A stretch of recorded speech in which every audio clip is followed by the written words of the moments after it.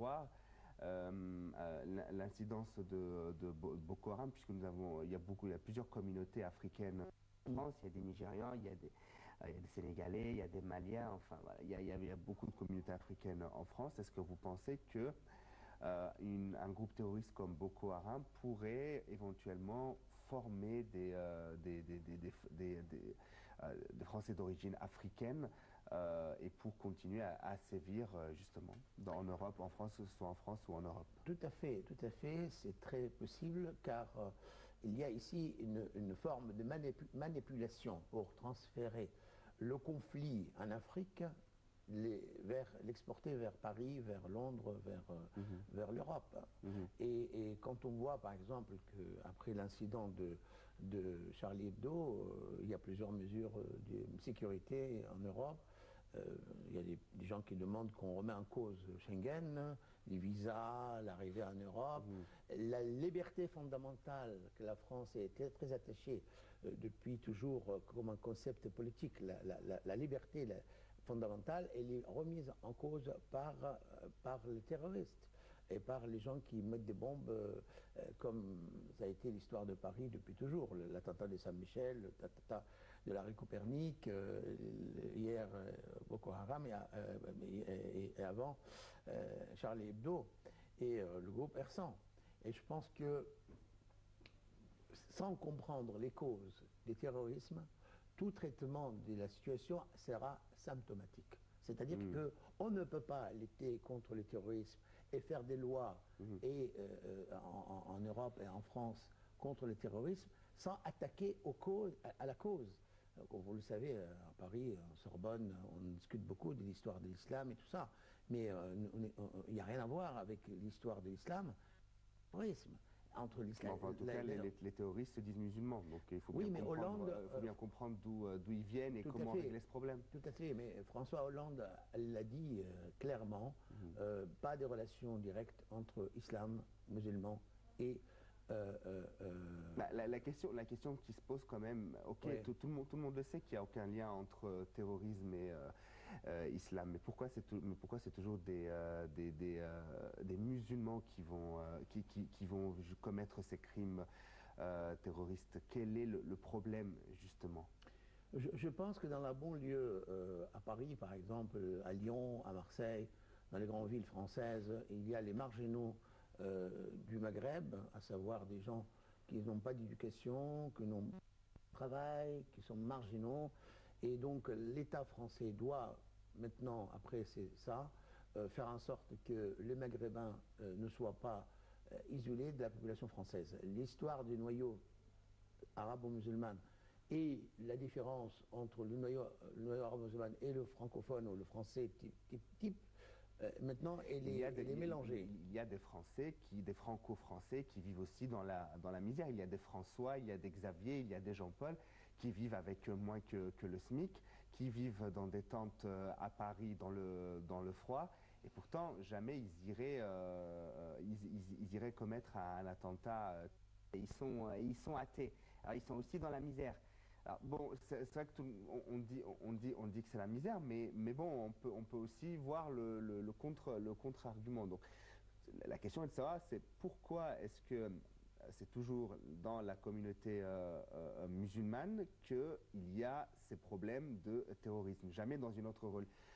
Ou alors, peut-être pas jamais, mais enfin, pas à plus grande vue comme dans l'islam, pourquoi on ne voit pas dans d'autres religions autant d'actes terroristes? Ou alors pourquoi est-ce que c'est mis en exergue comme ça sur l'islam? Oui, ben, je pense qu'il y a l'histoire de la guerre d'Algérie. Au départ, les relations de la France avec l'Algérie a été très houleuse et il y avait des difficultés de relations relationnelles assez importantes depuis la guerre d'Algérie. Et deuxièmement, les facteurs psychologiques qui jouent et psychosociaux, la marginalité là-bas. Et le plus dangereux. Marginalité, c'est-à-dire? C'est-à-dire que le plus dangereux, ce n'est pas le délinquant, le petit arabe délinquant de la banlieue parisienne. Le danger, c'est qu'on transforme la société française elle-même. Il y a des Français, Jacques et Paul, comme vous l'avez dit, qui se sont mis des bombes en dehors de la France, qu'on manipule les Français pour qu'ils eux-mêmes deviennent terroristes. C'est ça le danger qui va venir. Maintenant, on ne peut pas dire c'est un musulman ou c'est un... Attendez, je comprends pas. C'est-à-dire que, est-ce que cette histoire de terrorisme peut arriver, l'acte terroriste peut arriver à manipuler des Ah oui, Français oui, oui, oui. Ben, comment? Mais comment? Je c'était comprends fait pas. en Irak, c'était fait en Syrie. Toutes les Mais jeunes oui, maghrébins et jeunes d'origine française, mais ouais. d'origine maghrébine qui sont partis en Syrie, lutter ailleurs, en dehors de la France. Alors que elles sont de nationalité française, elles sont nées en France. Les théories de la haine, Le c'est les problème, théories ouais. des paradoxes, c'est pas Ouais. contre-paradoxe. Mais le problème, c'est qu'on parle toujours, voilà, ce sont toujours le côté de l'islam qui, Non, l'islam, ouais, c'est un label.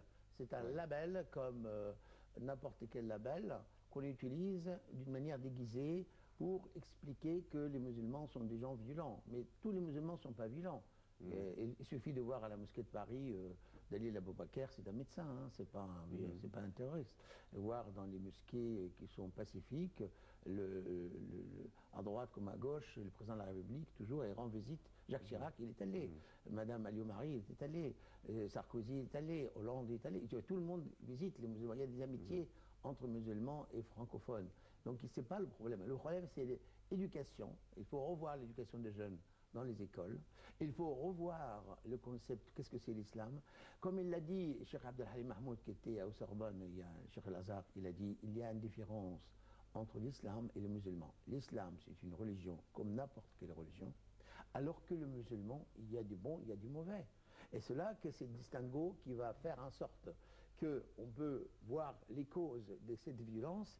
Est-ce qu'il est dans les textes coraniques comme les djihadistes et des mauvaises interprétations de djihad, comme il l'a écrit les journalistes mhm, El Fetna ou d'autres journalistes qui sont vécus au Caire. mhm, Et puis il faut voir aussi l'histoire de l'islam et politique et voir également les histoires des orientalistes et les avis comme mhm. Edouard Saïd quand il a parlé en Amérique de ce monde de l'Orient et tous ces fantasmes et tous ces fanatiques de Oui, la religion qui jouent dans la ouais. violence. Alors, vous avez évoqué l'histoire vous avez évoqué donc le point de l'éducation qui est très important. Est-ce que vous pouvez nous donner plus d'avantages en fait? Qu'est-ce que vous entendez par il faut revoir l'éducation? Où et comment? Je crois que ces musulmans qui vivent en France, par exemple, qui n'ont pas qui ne vont pas ni à l'église ni à la mosquée, euh, ils sont ni français, ni maghrébins, ni arabes, ni musulmans. Ils sont un mélange entre deux cultures, errance entre deux cultures. Et ils ont revoir dans les écoles primaires et l'école secondaire en France, et revoir le programme qu'on enseigne sur l'islam, par exemple. Ça, il y a énormément des Mhm, erreurs qui sont dans ces livres-là, parce qu'ils ne sont pas faits par des gens modérateurs. Ils sont faits quelquefois par des gens qui ont un point de vue qui peut être contradiqué par d'autres points de vue. C'est mhm. paradoxal et contre-paradoxal. Donc, qu'est-ce qu'on enseigne à l'égard de ces Mais, marginaux? ouais, mais le programme d'histoire qui concerne l'islam enfin, c'est programme historique. On parle du début de l'islam, de l'empire musulman sur des faits historiques. On ne parle pas du dogme islamique. L'éducation nationale n'a pas à éduquer, elle n'éduque même pas le dogme chrétien, donc elle ne va pas éduquer le dogme musulman. L'éducation nationale est laïque, elle n'a pas éduqué Tout ça. à Donc c'est fait. le rôle des parents eux-mêmes et le rôle de la famille de l'entourage de le faire. Vous ne Alors, pensez pas? c'est tout à fait ça, parce qu'en fait, ces Maghrébins qui sont venus, aussi ces immigrés qui sont venus en France s'installer, et longtemps à l'époque où il y avait du travail, Mhm, Renault, Peugeot, etc. Maintenant, avec la crise économique de 2008, il n'y en a plus de travail en mhm. France. Et ce qui fait que ces gens-là sont sans travail, sans logement, sans clair. Et Ouais. donc, ils ont une tendance un peu à revendiquer leur statut de base au l'islam comme un moyen de référence, de dogme idéal. Alors, d'accord. Donc, Ouais. ce que vous venez de dire, c'est que dans ce sentiment de marginalisation et de crise Il y a la violence. économique, voilà, pour essayer disons, de sortir de cette atmosphère, on se dit victime Voilà. de ce système et on tend à l'extrémisme. Donc, est-ce que ça ne serait pas une excuse? Est-ce que c'est là justement, c'est pour ça que je vous ai demandé par rapport à l'éducation. Moi, je ne parle pas d'éducation nationale du programme. Moi, je parle d'éducation de soi-même, en fait. Oui. C'est-à-dire que, est-ce que ça, les musulmans, que ce soit en Occident et même dans le monde, dans le monde musulman, est-ce que ça ne serait pas une éducation d'eux-mêmes qu'ils devraient refaire et déjà éviter de ce sentiment de victimisation, Tout à fait. même si, quand bien même en France, par exemple, on se sent, les musulmans marginalisés, je veux dire, la France ne constitue pas toute la planète. Il faut essayer de partir à droite, à gauche. Même si, je veux dire, c'est pas forcément le cas. Je veux dire, la France n'est pas islamophobe, mais si on le sent comme ça, donc est-ce que justement, est-ce que ça serait pas une remise, il faudrait pas une espèce de remise en question de la communauté musulmane, une remise en question d'elle-même, de son éducation, de son discours religieux, de sa vision du monde, de sa perception du monde? Tout à fait. C'est ça. Mais moi, ce que j'essaye de dire, c'est sur un plan pratique et non pas sur un plan théorique, académique. À savoir que tout commence par les parents, pas par les écoles, par l'école. L'école, ça vient après les parents. Alors juste, on me signale qu'il faudrait raccourcir, donc je voudrais juste en 20 secondes, comment vous pouvez répondre à cela? En 20 secondes, juste parce qu'il nous reste que 20 secondes en fait.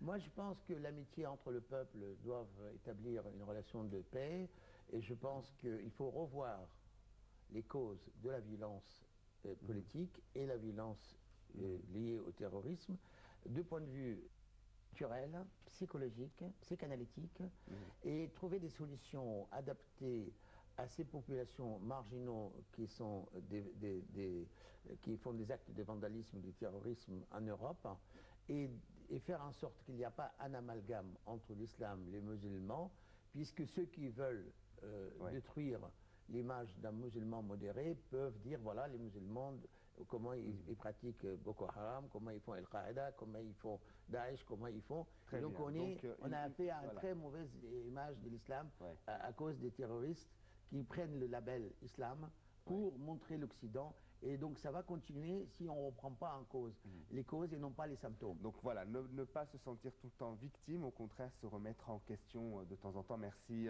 Dr Ali Kemel, vous êtes écrivain journaliste spécialisé dans la psychanalyse. Merci d'avoir été avec nous aujourd'hui. Merci à vous, chers téléspectateurs, de nous avoir suivis. Je vous retrouve dans une demi-heure à peu près pour Ici l'Égypte. Merci à vous, à tout de suite.